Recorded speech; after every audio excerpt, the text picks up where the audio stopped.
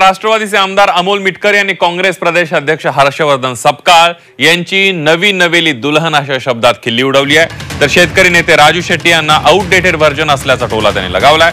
वक्फ बोर्डाच्या संदर्भात काँग्रेसने राष्ट्रवादीबाबत मांडलेल्या भूमिकेवर मिटकर यांनी टीका केली आहे। काँग्रेसने आतापर्यंत मुस्लिमांचा गैरवापर केल्याचा आरोप सुद्धा त्यांनी केलाय। तर राजू शेट्टी यांनी अजित पवारांवर बोलताना पातळी सोडून बोलू नये असा इशाराही मिटकर यांनी दिलाय।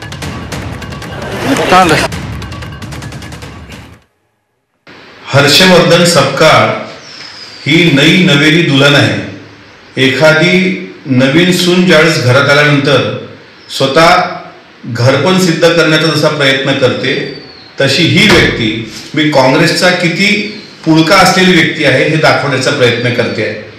मुस्लिमांच्या बाबतीत किंवा वक्फ बोर्डाच्या बाबतीत राष्ट्रवादी काँग्रेस पक्षाची जी भूमिका आहे ती राष्ट्रीय अध्यक्षांपासून सर्वांनी घेतलेली आहे।